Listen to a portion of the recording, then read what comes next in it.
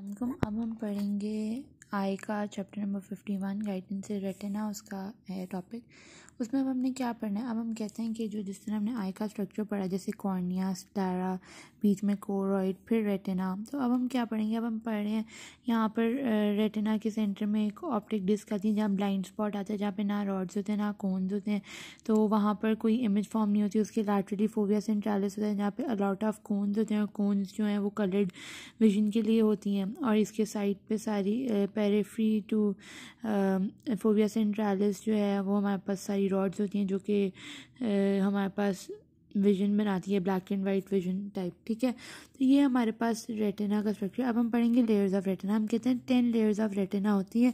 यहाँ कोरॉइड से निकलती हैं और यहाँ से जाती हैं कोरॉइड से और यहाँ तक विट्रियस ह्यूमर तक 10 लेयर्स होती हैं रेटिना की, लेकिन 2 पॉइंट्स पे नहीं होती, एक्सेप्ट एट कौन से 2 पॉइंट्स पे नहीं होती, at fovea centralis and optic disc. इसके अलावा 10 लेयर्स ऑफ रेटिना होती हैं। अब 10 लेयर्स रेटिना की कौन सी है और वो कैसे बनती है वो देखते हैं। हम देखते हैं कि रेटिना की जो लेयर है ना, पहली जो है ये पिगमेंटेड एपिथेलियम है, ठीक है। दूसरे में ये आपको येलो नज़र नहीं आ रहा होगा, बट ये येलो रॉड्स एंड कोन्स बनाई हुई है, येलो कलर की ये रॉड्स एंड कोन्स बनी हुई है इस तरह ना। ये रॉड्स एंड कोन्स 3 बनी हुई है, 1 2 3, ठीक है ना, 3 बनी हुई है। आपको क्लियर नज़र नहीं आएगा तो मैंने एक ड्रॉ करके बता दिया। ये पिगमेंटेड एपिथेलियम है, रॉड एंड कोन्स है। तो रॉड एंड कोन का क्या होता है, एक आउटर सेगमेंट होता है, एक इनर सेगमेंट होता है, एक न्यूक्लियर लेयर होता है, एक सिनैप्टिक लेयर होता है। फिर हमारे पास आते हैं बाइपोलर सेल्स, ठीक है, इसको हम एमाक्राइन सेल्स या हॉरिजॉन्टल सेल्स भी कहते हैं। फिर हमारे पास गैंग्लियोनिक सेल्स, फिर उसके बाद ये फॉर्म करते हैं ऑप्टिक नर्व, इनके नर्व फाइबर्स, फिर ये विट्रस ह्यूमर में आ जाती हैं। ठीक है, अब हम लेयर्स देख रहे थे रेटिना की, तो वो हमारे पास ना 10 लेयर्स होती हैं रेटिना की। ठीक है, अब हम पहले देखते हैं रॉड्स एंड कोन्स, और इसके साथ ये एंड्स हैं रॉड्स एंड कोन्स के। और ये जो है ना, पहले डेंड्राइट्स आते हैं, हॉरिजॉन्टल सेल या बाइपोलर सेल के डेंड्राइट्स, और ये एक्सॉन्स। इस तरह गैंग्लियन सेल के ये डेंड्राइट्स, और फिर बाद में ये एक्सॉन्स जो कि ऑप्टिक नर्व बनाते हैं। ये स्ट्रक्चर जब हमें पता लग जाता है ना, तो इसकी लेयर्स को समझना हमारे लिए और ईजी हो जाता है। अब हम कहते हैं पहली लेयर जो है वो होती है हमारी पिगमेंटेड एपिथेलियम, जिसके अंदर जो है मेलानिन पिगमेंट होता है। मेलानिन पिगमेंट क्या होता है, क्या करता है कि जो कलरफुल लाइट आती है ना, उसको अपने अंदर ऑब्जॉर्व कर लेता है, दोबारा रिफ्लेक्ट नहीं करता। अगर वो रिफ्लेक्ट करे तो ब्लर विजन होती है, तो इसी वजह से पिगमेंटेड एपिथेलियम होती है, जिसमें हमारे पास क्या होती है, मेलानिन पिगमेंट। फिर दूसरी लेयर हमारे पास ये layer of rods and cones. ये नज़र नहीं आ रही होगी, लेकिन ये येलो कलर की लिखी हुई है, layers of rods and cones, ठीक है, वो होती है। फिर थर्ड, जिसमें रॉड्स एंड कोन्स होती है ऑफ कोर्स। फिर थर्ड लेयर होती है हमारे पास external limiting layer. External limiting layer में अब हमारे पास क्या होती है, हम कहते हैं which is pierce by rods and cone. जिसको रॉड एंड कोन पियर्स करें तो वो एक्सटर्नल लिमिटिंग लेयर। चौथी लेयर हमारी होती है आउटर न्यूक्लियर लेयर। अब आउटर न्यूक्लियर लेयर क्या होती है, जहाँ पे न्यूक्लियस होते हैं of rods and cones of course. फिर होती है आउटर प्लेक्सीफॉर्म या आउटर साइनैप्टिक लेयर, ठीक है। वो लेयर कौन सी है, जहाँ पर साइनैप्स होते हैं between the ends of rods and cones and the dendrites of bipolar cells, ठीक है। फिर हमारे पास ये इनर न्यूक्लियर लेयर। अब इनर न्यूक्लियर लेयर क्या होती है, वो लेयर होती है जिसमें हमारे पास बाइपोलर सेल्स, एमाक्राइन सेल्स या हॉरिजॉन्टल सेल्स प्रेजेंट होते हैं, इस तरह, ठीक है। फिर हमारे पास आती है इनर प्लेक्सीफॉर्म या इनर सिनैप्टिक लेयर, और वो क्या होती है, जो कि जिधर होती है synapsis between the axons of bipolar cells and dendrites of ganglionic cells, ठीक है। फिर उसके बाद आती है हमारे पास ganglionic cell layer. Ganglionic cell layer में हमारे पास क्या होती है कि उसके एक्सॉन्स जो है ना, axons join to form the optic nerve, ठीक है ना। फिर हमारे पास आती है ऑप्टिक नर्व लेयर, या फिर इसको हम कहते हैं लेयर ऑफ नर्व फाइबर्स, जहाँ ऑप्टिक नर्व फॉर्म होती है, लेयर ऑफ नर्व फाइबर्स। और फिर हमारे पास आती है internal limiting layer, inner limiting layer, ठीक है। ये हमारे पास 10 लेयर्स होगी, पिगमेंटेड एपिथेलियम, रॉड एंड कोन, फिर एक्सटर्नल लिमिटिंग लेयर, फिर आउटर न्यूक्लियर लेयर, फिर इनर प्लेक्सीफॉर्म या इनर सिनैप्टिक लेयर, फिर जो है सॉरी आउटर सिनैप्टिक या आउटर प्लेक्सीफॉर्म लेयर, फिर इनर न्यूक्लियर लेयर, फिर इनर प्लेक्सीफॉर्म या इनर सिनैप्टिक लेयर, फिर गैंग्लियोनिक सेल लेयर, फिर उसके बाद ऑप्टिक नर्व या फिर लेयर ऑफ नर्व फाइबर्स, और फिर इनर लिमिटिंग लेयर। ये होगी हमारे पास लेयर्स ऑफ रेटिना।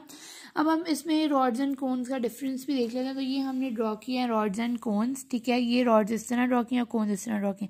तो इसका जो सबसे मेन डिफरेंस है, सबसे पहले तो आप कहते हैं कि रॉड्स जो होती हैं, ये रॉड्स, अब ईच आई में इनके नंबर बताना है आपने, ठीक है। तो अब कहते हैं कोन्स का कितनी होती हैं और रॉड्स। अब कोन्स मैंने आपको कहा था कहाँ होती है, सिर्फ फोविया सेंट्रालिस में, तो कोन्स कम होंगी और रॉड्स सारी होती हैं तो रॉड ज़्यादा होंगी। तो कोन्स कितनी है, तकरीबन 6 मिलियन इन नंबर। कम ये नहीं कि कम है, कम मतलब कि रॉड से कम है, तो 6 मिलियन इन नंबर। और जो रॉड्स है ना वो है हमारे पास 12 मिलियन इन नंबर, ठीक है।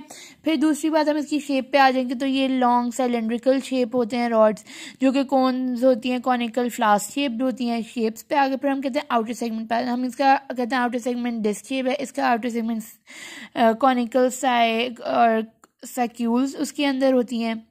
फिर हम कहते हैं इसका आउटर सेगमेंट जो है कॉन्स्टेंटली रीन्यूड हुआ जाता है, जबकि इसका आउटर सेगमेंट जो है वो स्लोली रीन्यूड होता है।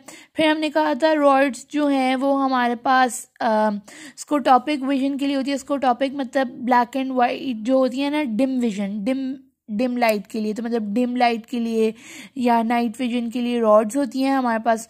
कोन्स जो हैं हमारे पास वो कलरफुल विजन के लिए होती हैं, ब्राइट लाइट के लिए, तो इसको स्कोटॉपिक विजन कहते हैं। सॉरी, इसको फोटोपिक कहते हैं। फोटो कलरफुल होती है ना, तो इसलिए इसको फोटोपिक कहते हैं। और रेटिना वाली रॉड्स वाली को हम कहते हैं scotopic vision. Scotopic vision dim light की होती है और ये ब्राइट लाइट की फोटोपिक विजन होती है, ठीक है। ये कह दिया हमने, इनका डिफरेंस बता दिया। फिर इसके बाद हम इसमें डिफरेंट बताते हैं इनके साइनैप्टिक एंड्स जो होते हैं, तो इसमें एंड बल्ब होती है रॉड्स में और इसमें एंड प्लेट्स होती हैं, ठीक है। इसमें एंड बल्ब होते हैं, इसमें एंड प्लेट होती हैं। अब हमने कहा था रॉड्स जो है उसमें ब्लैक एंड वाइट विजन होती है, तो लेस विजुअल थ्रेशोल्ड होता है इसका, क्योंकि इतनी डार्क लाइट ही नहीं होती, डिम लाइट होती है। लेस विजुअल थ्रेशोल्ड होता है इसके लो, इसका हाई विजुअल थ्रेशोल्ड होता है। इसमें जो है रोडोप्सिन होता है रॉड्स में, इसमें आयोडोप्सिन होता है। तो यही है disc shape, scotopsin, thin rod like outer segment renewed and bulb 12 million, low threshold और हैव रोडोप्सिन। ये हमारे पास का डिफरेंस आ गया। अब हम देखते हैं रेटिनल डिटैचमेंट। रेटिनल डिटैचमेंट क्या होता है कि हमारे पास जो किसी इंजरी की वजह से ना एक कोरॉइड और रेटिना के दरमियान ना ब्लड फिल हो जाता है। जब ये ब्लड फिल हो जाता है ना तो रेटिना ना अलग हो जाता है। तो अब क्या होता है कि हमें जो रेटिना पे फोटो रिसेप्टर्स होते हैं ना, जिन्होंने इमेज शो करनी होती है, वो फोटो रिसेप्टर होते हैं by the capillary plexus of choroid. तो जब ये capillary plexus of choroid damage हो गया, इंजरी हो गई इसकी, तो यहाँ पर ब्लड फिल हो गया, तो ये रेटिना से अलग हो गए, तो कैपिलरी प्लेक्सस ऑफ कोरॉइड जो है वो डिटैच हो जाते हैं, जिसकी वजह से फोटो रिसेप्टर्स जो फोटो बनाते हैं, पिक्चर बनाते हैं, इमेज बनाते हैं, वो काम नहीं करते, क्योंकि ये डैमेज हो गए। तो उसकी वजह से क्या होता है कि ब्लाइंडनेस हो जाती है, ठीक है। अब एक है ऑप्थेल्मोस्कोप। ऑप्थेल्मोस्कोप क्या होता है कि एक इंस्ट्रूमेंट होता है जो कि आपकी रेटिना की आर्टरीज, सुपरफिशियल आर्टरीज, वेन्स वगैरह देख सकते हैं। तो इसमें हम इससे डिफरेंट डिजीज़ का पता लगा सकते हैं कि वेन्स में कॉन्ट्रैक्शन या डायलेशन हुई है या कुछ भी हुआ हुआ है ऐसा, तो उससे क्या होता है कि उससे हम डायबिटीज़ का पता लगा सकते हैं, हाइपरटेंशन। तो ये ऑप्थेल्मोस्कोप डिफरेंट डिजीज़ का पता लगाने के लिए यूज़ होता है।